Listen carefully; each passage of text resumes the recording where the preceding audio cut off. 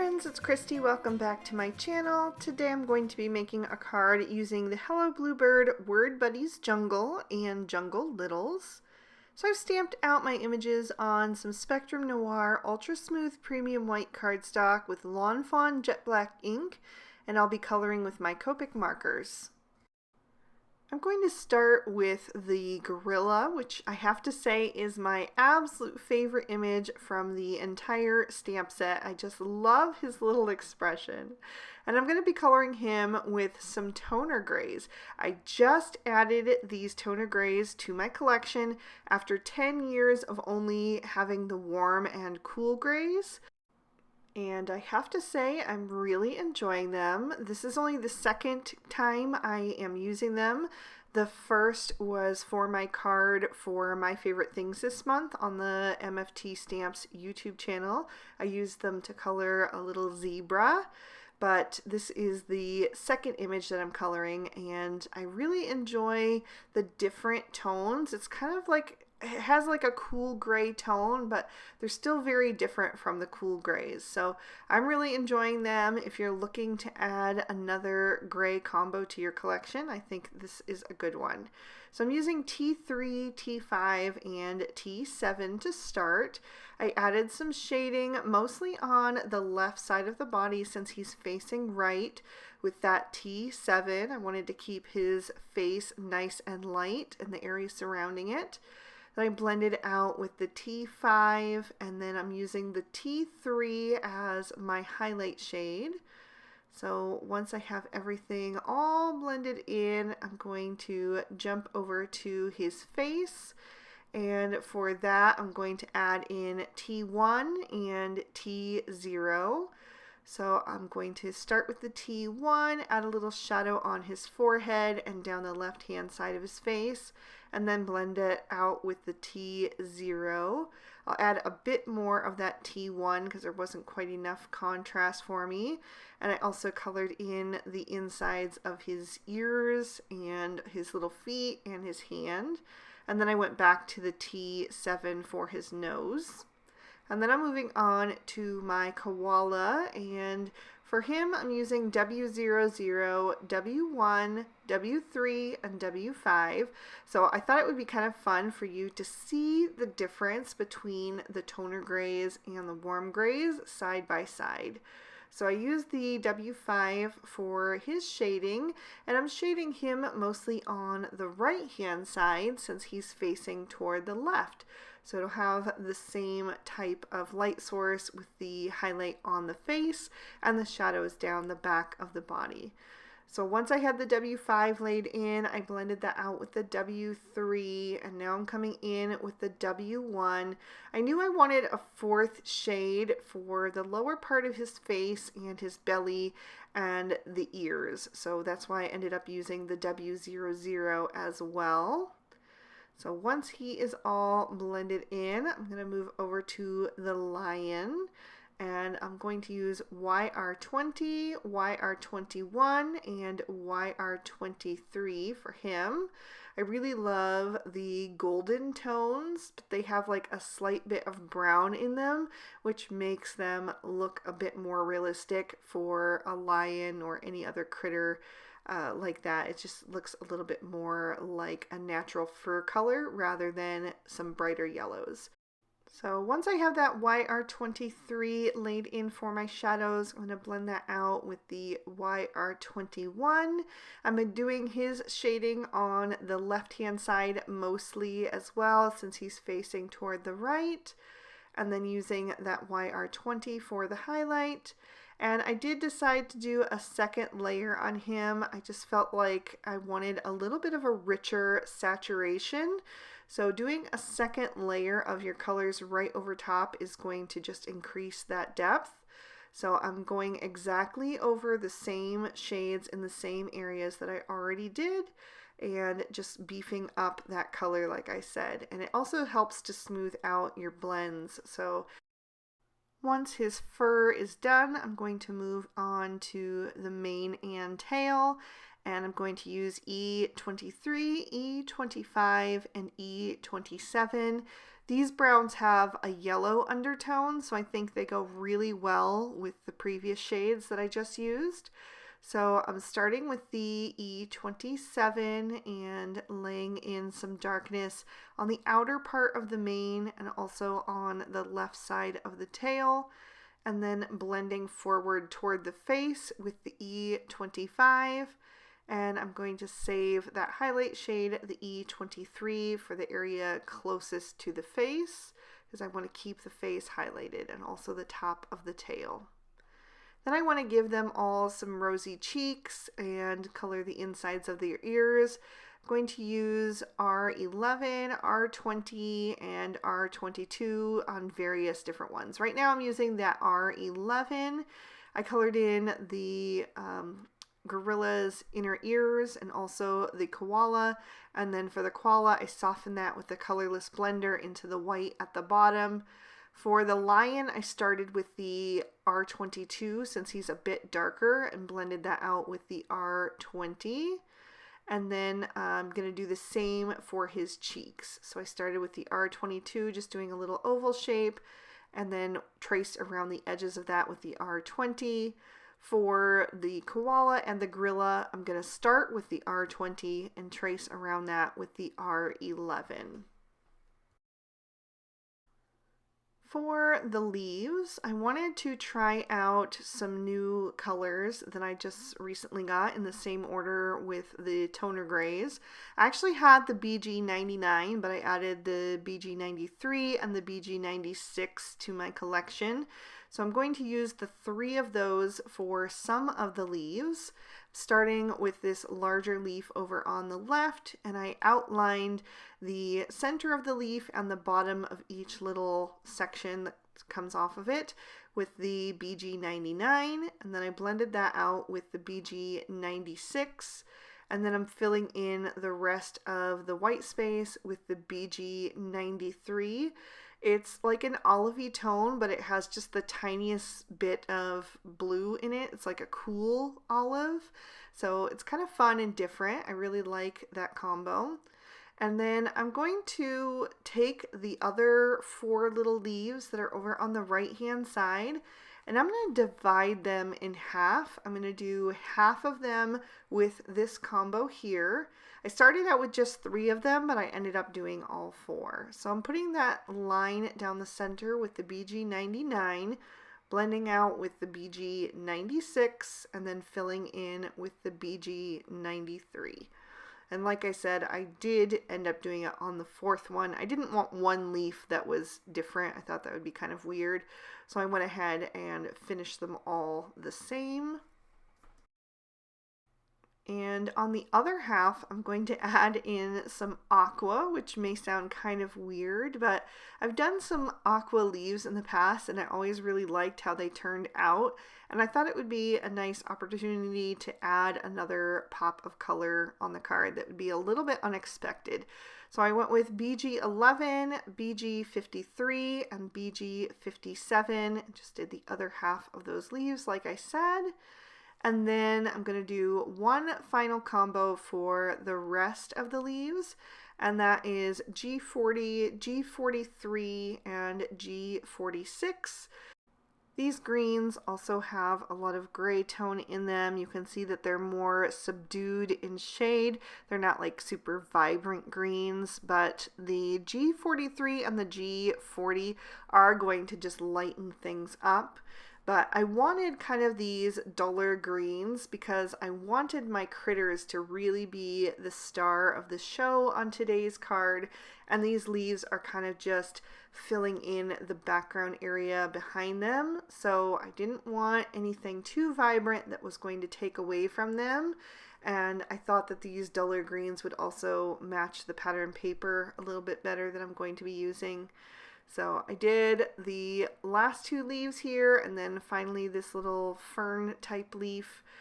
Just put the G46 on the bottom edge and blend it up with the G43, and then I'll finish with the G40 for the nice little bit of highlight on the tops. So now I'm ready to tackle the little accessory images, the 2 party hats and the balloon. And I'm going to do just 2 bold colors to really bring the party to this little scene here. So I went with red, and I chose R24, R29, and R39. So I use the R39 down at the bottom left, and then blend it up with the R29, and then use the R24 for the highlight. And I did do a second layer on that as well because I wanted it to be super vibrant. I'm also going to do the center stripe on the party hat on the left with these shades. And I'm blending from the bottom left toward the top right again, and also the little ball on top of the hat. And then for the other party hat, I'm going to do the star in the reds. And this time I put the shadows on the bottom right, and I'm blending toward the top left. And that's just based on which critter I know it's gonna go on. So my other combo for my little accessory images is going to be a bold blue, and I chose B34, B37, and B39 for those. And again, I just stuck with the shadows in the same direction. And then I'm going to take a black Sakura Jelly Roll pen. I had trouble getting this one going. There's still a lot of ink in it, but it doesn't seem to want to flow like it normally does. Normally it's like a really like a loose and dark flowing ink, and it wasn't coming out quite as well, but I finally got it going, and then went over the eyes of my critters so that I can make them really nice and bright and shiny again. And then I'm going to take these images and trim them out with their matching dies. The pattern paper that I'm using today is from the Echo Park Let's Go Camping 6x6. I thought that the woodsy tones in here would really fit with those jungle critters. So I chose the pattern that has the little triangles that almost resemble party hats, and also a wood grain print. I'm going to take the largest tag from the Gallery Frame 4 set from Hello Bluebird, and I'm going to die cut 3 tags out of that. I also took another piece of pattern paper that I'm going to use just the side that has the dark olive green print, and I'm going to add some of my EK Success powder tool onto that and brush that around so that I can make sure I get a nice impression when I heat emboss my sentiment on that. I'm going to stamp my sentiment in Versamark ink. It's just a clear sticky ink that works great for embossing because it really grabs a hold of that powder.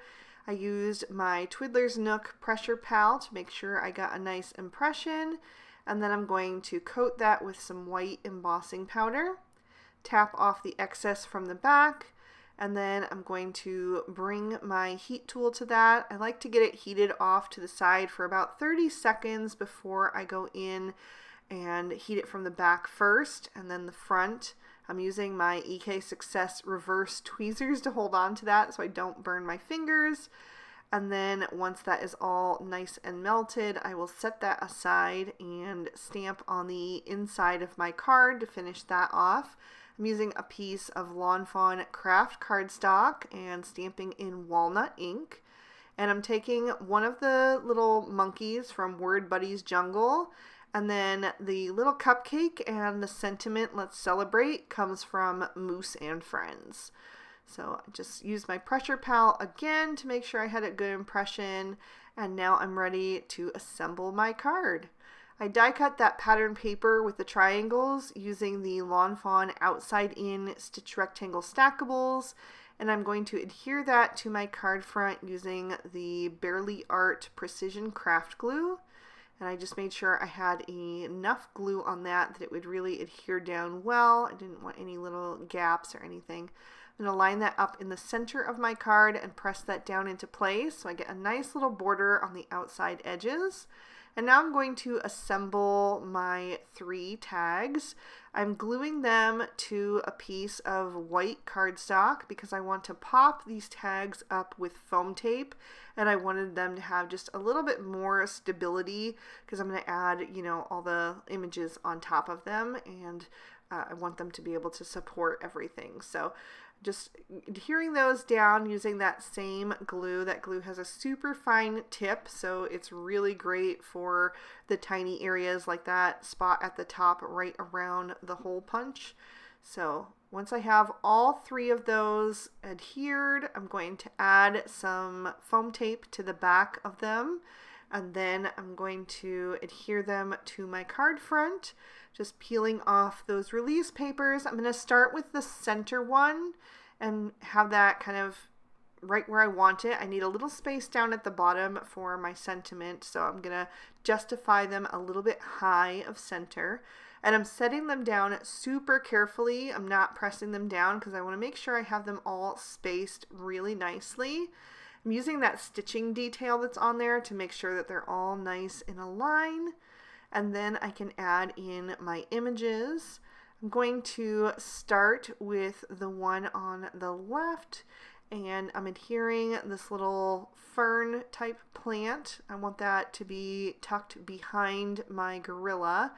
So I added that first, and then I'm going to add my gorilla over top, and I can adjust that leaf as I see where I want him to go. And then I'm going to take one of the larger leaves and tuck that back behind his hand a bit, just to add some more foliage over there. And then I'll take one of the smaller leaves and I'm going to tuck that over on his right hand side, kind of back behind his foot and arm there. Then I'm going to move on to my center tag, and that's where the lion is going to go. So I'm going to add a leaf behind him as well, this larger leaf here, kind of tipped toward the left. And then I'll add my lion over top. And then I have the tall kind of grass-like piece of leaf there, or whatever that is, and I'm going to add that over on his right. So I'm just working my way across from left to right. So the last little section is going to have the koala. So I'll go ahead and get him ready to go with the glue. And then I'll take this larger leaf here, and this time I'm going to put it on the right hand side to kind of balance out the fern type leaf over on the left. Then I'll add my koala, and then I've got 2 more little leaves there, so I'm going to tuck one back behind him, the super tiny one. They're a little bit fiddly to grab a hold of, so just slide that under there. And then I have one last leaf that's just slightly larger, and I'll add that on his left. So I think this would be super cute just as is, but I always need birthday cards, so I'm going to make this a birthday card by adding the balloon to the center tag back behind the lion. I just peeled up his tail a little bit to add that back there so it would be anchored down. And then I put the party hat with the star on it on top of the koala's head, and the stripy party hat on the gorilla's head. The sentiment I trimmed down with the Lawn Fawn Everyday Sentiment banners, and I added some foam tape to the back of that as well. And I'm going to pop that up right below the tags. So I just made sure that that was centered and then press that into place. And then I wanted to add some kind of embellishment, but I didn't want to do sequins or stickles because this could be a masculine card. The colors are very masculine, and I wanted to keep it like, you know, kind of gender neutral. But then I thought it might be fun to have some little copperish dots. I thought that would be really nice in the background.